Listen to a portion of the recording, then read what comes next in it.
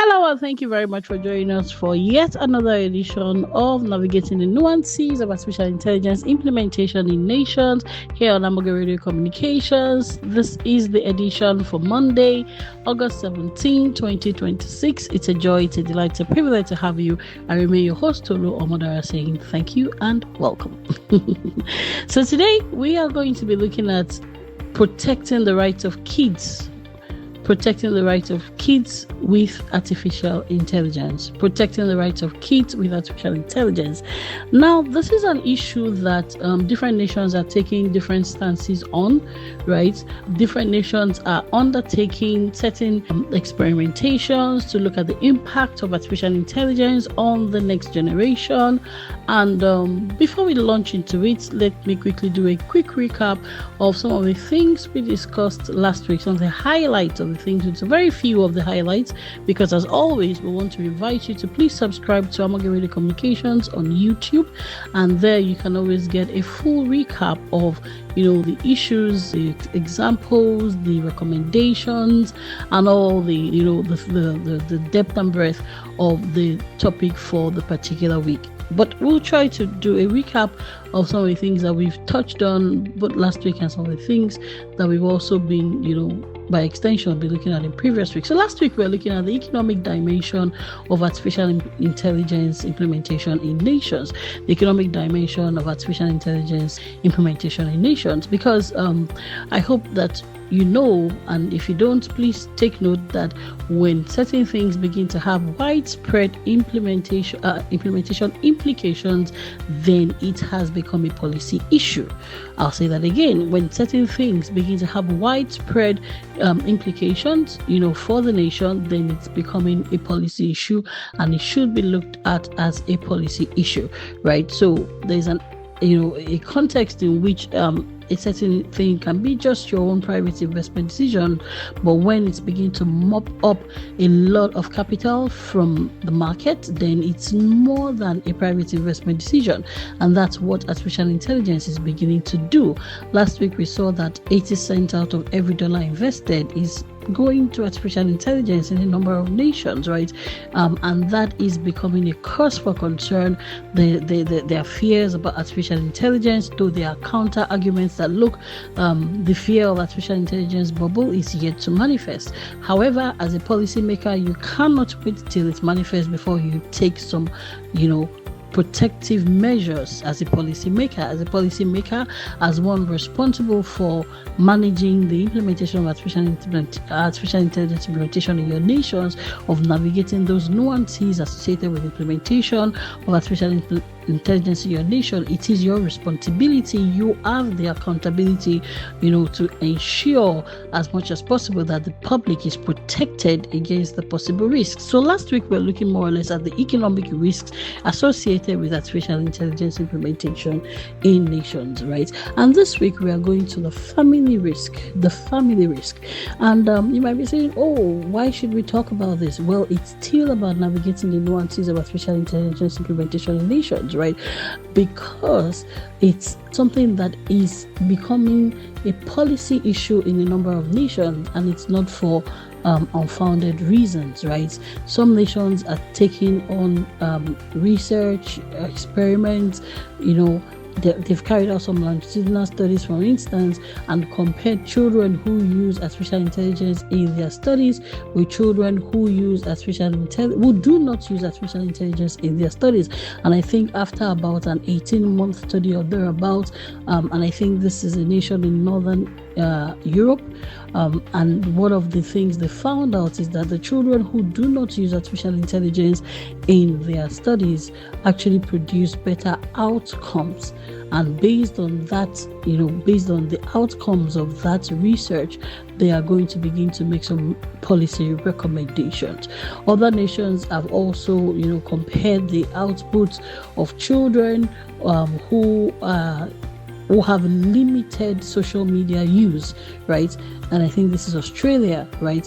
They did that comparison to say, okay, let's compare children who have limited social media use with children and teenagers who do not have restricted social media use, and they began to compare, the performance of these children, so to say, in areas like sociological effectiveness, academic depth, intellectual capacity, critical thinking skills, and so on and so forth. And again, the indications are that it is better to limit the use of artificial intelligence in a certain age, right?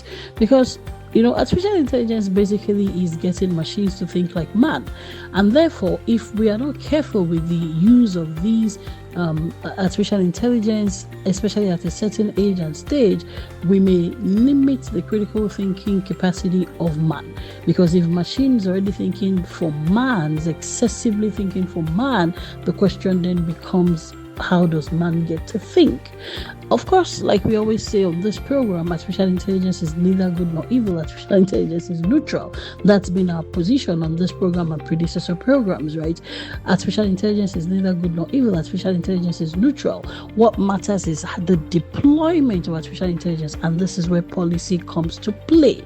One of the things we've strongly advocated for in predecessor programs is the hybrid approach, right? A lot of management studies have also indicated that the best way to use artificial intelligence is in the hybrid manner, right? We definitely believe that artificial intelligence has a strength. Artificial intelligence brings efficiency. Artificial intelligence automates certain tasks. Artificial intelligence does for man what machine can do for man, in our opinion, so that man can do for himself what machine cannot do for man. I think I'm going to say that again. Artificial intelligence does for man what machine can do for man, so that man can do for himself what machine cannot do for man. In other words, let's automate the automatable parts of our task so that we can focus on the parts that cannot be automated. And that's why the hybrid approach is that which we canvas for. We don't believe in not using machines at all. That's going back to the Stone Age. You might as well drop the phone in your hands. If you don't take that extreme approach, right, you might as well refuse to use the refrigerator in your fridge, and so on and so forth. So we don't believe in, saying no, a complete no to artificial intelligence, but neither do we believe in taking artificial intelligence hook, line and sinker to the point where we are not getting man to think at all. Now, of course, as always, at a particular stage of life, man is responsible for his own decisions and is also accountable for his own decisions. So any age above a certain level, we can only advocate and we can only educate and so on and so forth. We can do a lot of advocacy and communication and stakeholder engagement and explain why it's best to use certain approaches. But at a certain age, especially 0 to 18, we have the responsibility. When I say we, I'm talking about the government. We have the responsibility to influence and, if necessary, mandate the use of artificial intelligence at that stage, right? And that's why these programs, this particular episode of the program is focusing on managing the risks, right, of artificial intelligence use in childhood and adolescence, managing the risks of artificial intelligence use in childhood and adolescence, because that's the age when they are not yet fully, those people in that age, they are not yet fully accountable for their own decisions. They're not even fully aware of the implications of their decisions and indecisions yet at that stage. So we have the responsibility, of course, their parents and primary caregivers, and definitely also the government from a policy perspective has the responsibility to gather data, to monitor, to evaluate the impact of the use of these tools, right? They are supposed to be tools, right? To monitor the impact of these tools on the thinking capabilities of these children, and then to ensure that they limit the risks while amplifying the benefits. So first things first, for us on this particular program, government has to do more to gather the evidence. They have to do more. They have to take an evidence-based approach to this policy making. So they have to do more. We commend nations that have, carried out those researches, that have gathered the evidence, that have done some longitudinal studies, that have compared children who relied heavily on artificial intelligence over a given period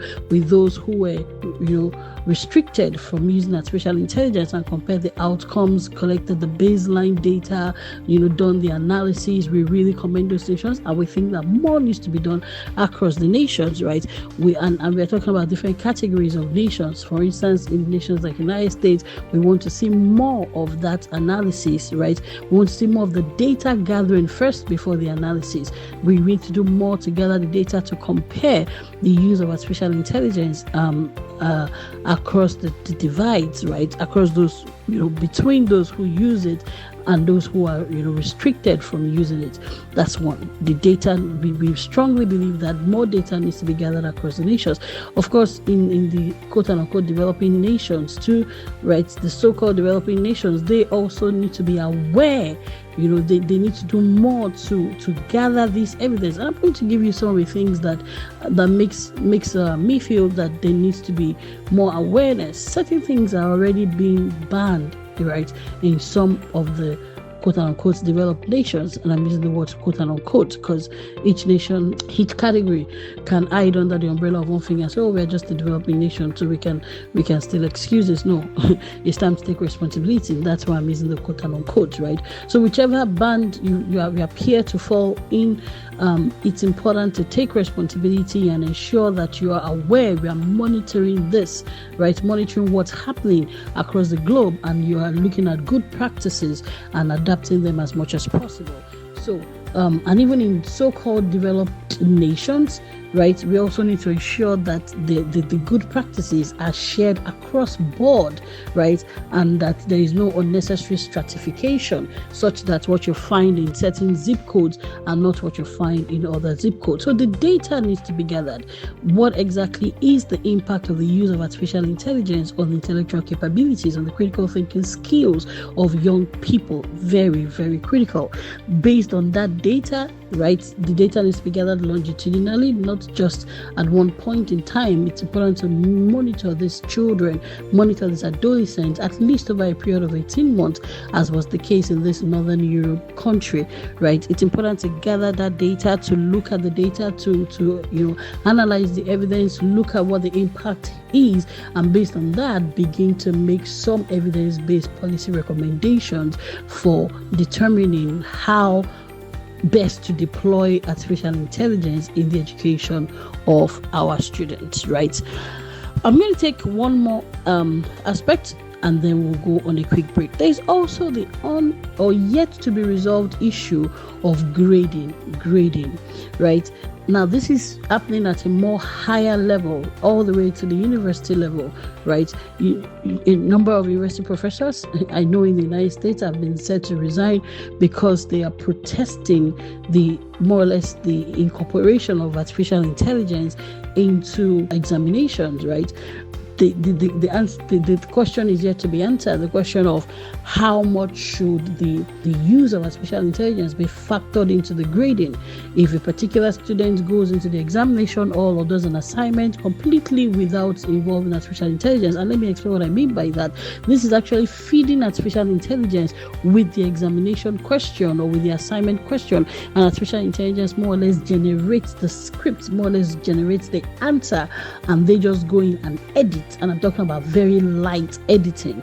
If that happens, professors are asking the question about, is that really a fair grading, to grade that examination or to grade that assignment as though the student did it him or herself?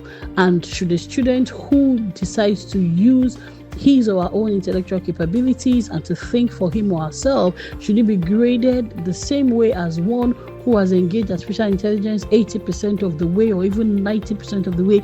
These questions are also yet to be resolved. These questions are yet to be answered. And I think these are policy questions.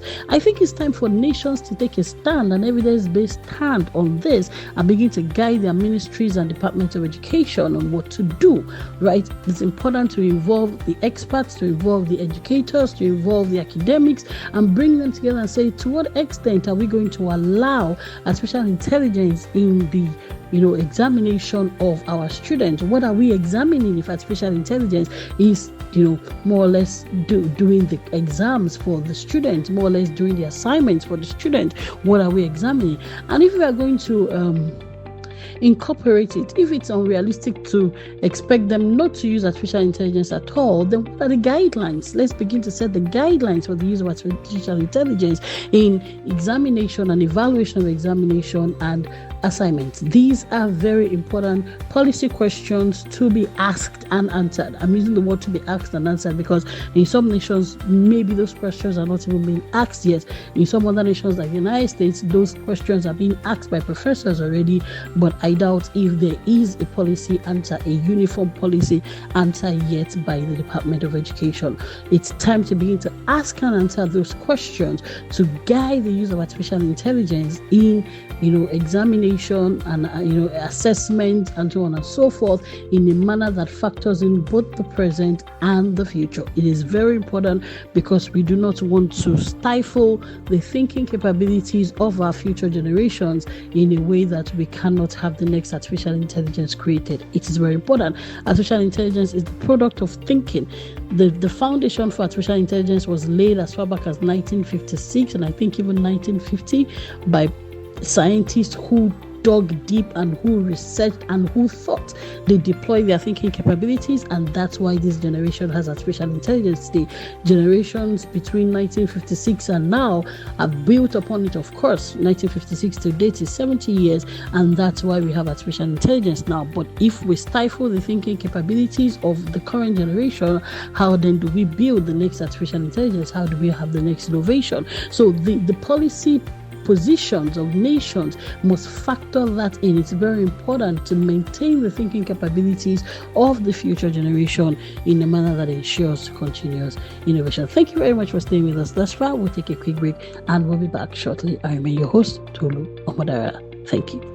At Armor Gates Training, we believe professional development should do more than inform. It should transform how people work, lead, and deliver results. That's why we support organizations through conceptual insight, practical learning, and performance evaluation right at the intersection of leadership, strategy, and institutional transformation. Our approach focuses on practical learning format that professionals can immediately apply in their workplace. At Armor Gate, we don't teach theory alone. We equip participants with real-world insight drawn from almost 2 decades of organizational transformation experience. Our programs combine multiple learning methods designed for real-time measurable results. Through seminars, we facilitate deep conversation on key subjects. Using group exercises, participants collaborate, reflect, and think strategically. With case studies, they then sharpened analytical and decision-making skills using real industry scenarios. Through relevant videos, we spark insightful discussions using relatable real-life context. All in all, every participant develops an individual work plan, ensuring the learning turns into real action after the program. Our training programs are hosted in world-class venues across global cities, including Addis Ababa, Nairobi, Mombasa, Cape Town, Dubai, Singapore, Kuala Lumpur,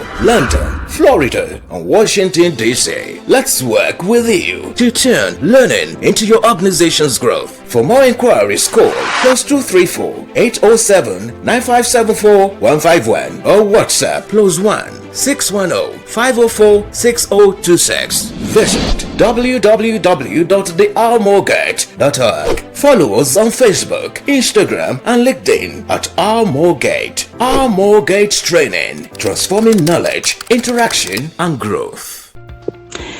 Welcome back. Thank you very much for staying with us. I remain your host, Tolu Omadara, here on Amogi Radio Communications. This is your program, Navigating the Nuances of Artificial Intelligence Implementation in Nations. And today's episode is devoted to, managing the risks, protecting kids with artificial intelligence, protecting the right of kids with artificial intelligence, right? Before we went on break, we're looking at the impact of excessive use of artificial intelligence on the development of children, on the neural development of children, on the intellectual development of children.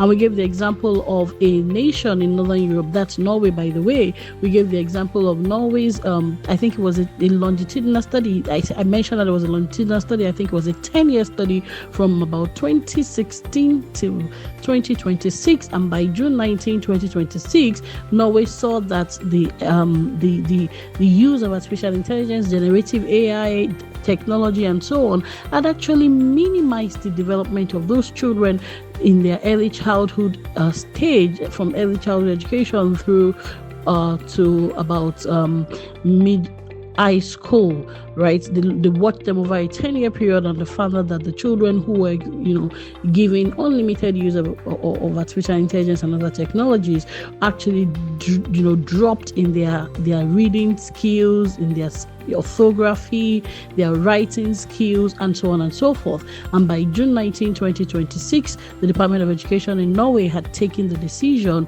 to limit the use of generative AI in early childhood education.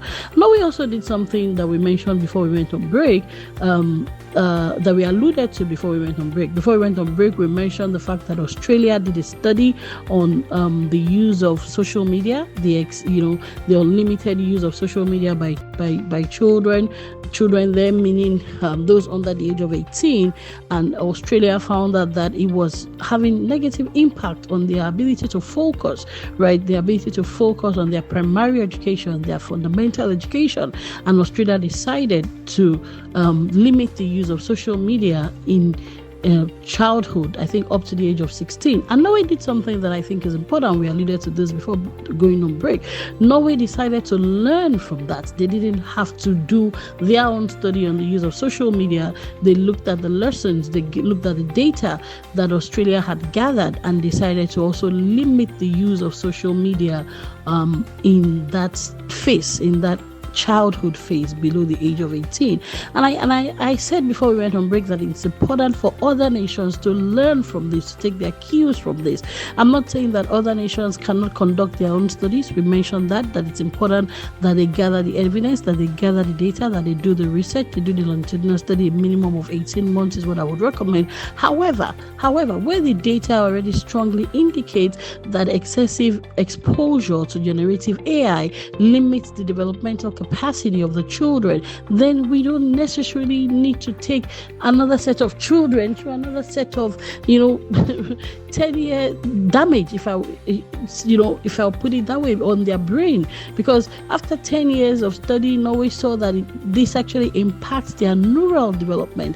The use of social media in that age, Australia saw that it takes away the attention that they should be placing on reading, on writing, and that the dopamine that should be going to their intellectual development is rather being mischanneled to an urge to quickly check the next alert, the next notification on their devices. And they took that policy decision. It's no longer an individual decision. If it's affecting a wide range of people, especially the next generation, the future generation, then it has to be a policy decision. I think in Norway, what they decided to do was to begin to expose them, or to allow the restricted use of artificial intelligence, generative AI, and social media as they begin to approach a certain age, maybe 14 to 16 or thereabout. Early childhood is a period when, in my opinion, there should be a complete ban on the use of technology, even for family. The family institution is another institution that has been seen to be threatened by excessive use of artificial intelligence and other technologies, right? The time that children should be framed, the time that should be spent at the family dinner, the time that should be spent at the dining table when questions should be asked, when the psychological and the social, physical development of the child should be monitored by parents, is sometimes taken away by excessive and draining focus on devices. Now, again, I'm going to say this: artificial intelligence has its advantages, especially when people have been formed, especially when people are old enough to, use it intelligently and responsibly. Right? I remember those days when we were growing up, you would see adverts of alcohol, and they would say, drink responsibly.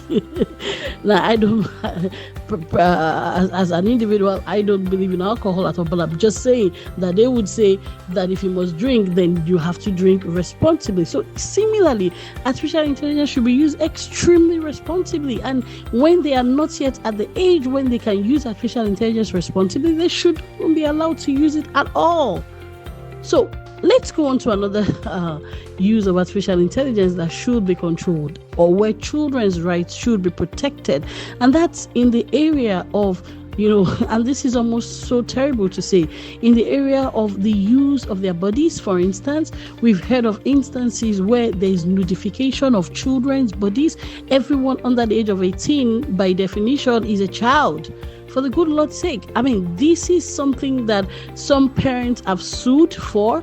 They've sued technology companies, to for instance, to also complain that though the algorithms are set in an addictive manner, this again for me is something that nations need to take a stand against, right? You cannot set these algorithms to more or less make the children addicts of technology. No. You cannot drain economic benefits from the future generation. That is too dangerous. Like I said, that puts the capacity of humanity to continue to innovate at risk. If the previous generation did that to this current generation, there might be no social media today. So we have to protect the rights of the children as nations. From a national perspective, the policies need to be there to protect the rights of those children. Now, thankfully, the law in nations where we have strong judicial institutions, the law is on the side of such parents that are suing the technology companies, for programming those products to make the children addicted on them. And also in continents like Europe, they are stronger with those laws in a preventive manner to even prevent the design of technology in such an addictive manner in the first instance. This is still your host, Olomadara. This remains your program, Navigating the Nuances of Artificial Intelligence Implementation in Nations, here on Amoge Radio Communications. Today, we are looking at managing the rights, protecting kids with artificial intelligence, ensuring that the rights of kids are protected, of children are protected with artificial intelligence. Of course, in nations like the United States, there have been a bit of back and forth in the political class. They have been trying to, come up with laws, and I don't want to go into that. I thought about that for this program, for this particular episode of the program, but the truth is that there's still a bit of politicking around that. That's the truth, right? AI has become a very strong campaign issue right now in the United States. The United States is about to go on midterm elections, and some are using things like data centers to campaign. Some are using things like their opponents' approval of President Trump's, so to say, granting of rights to the artificial intelligence community, artificial intelligence industry. They're using it against their opponents for political opponents that appear to side with President Trump when he seemed to give more rights to the artificial intelligence industry. The opponents of such candidates who sided with President Trump when he seemed to give such rights to artificial intelligence industry are using that against their opponents. Right now, there's a bit of politicking around it. Ordinarily, I would have wanted to talk about the COSA, right? I would have wanted to talk about the act they're trying to sponsor, to protect the rights of children. But I would like to see it done in a much more bipartisan atmosphere, to be honest with you. I don't think that this is something to be politicized, but well, this is politics, like they say. And so I thought about this as I prepared for this program, and I felt, let's take a back seat on that. Bottom line, let's talk more about the need to strengthen the rights of our children with artificial intelligence, to protect our children against the excesses of artificial intelligence. Let's talk about an institutional approach to this, a bipartisan approach to this, right? Let's agree as humanity that we need to protect the next generation from the excessive use of artificial intelligence, from the dangerous use of artificial intelligence, from the use of artificial intelligence in a manner that prevents humanity from gaining the next technology like artificial intelligence. Let's agree on that, right? And in the spirit of that, I want to talk about the need for, if you ask me, I would say an international agreement, right?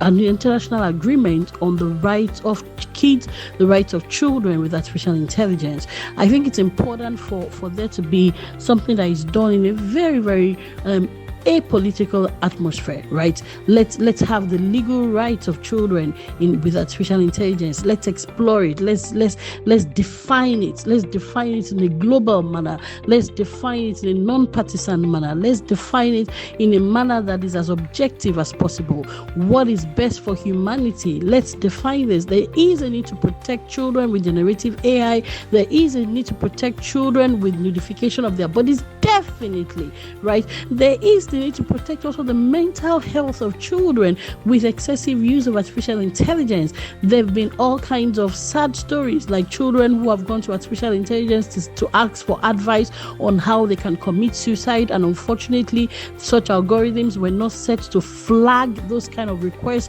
and there have been reports of instances where unfortunately such children actually went on to commit suicide, and the parents of such children of course have sued because those kind of instances, there could have been guardrails to flag such requests. Unfortunately, a number of children are turning to artificial intelligence for therapy, for counseling, and this is dangerous.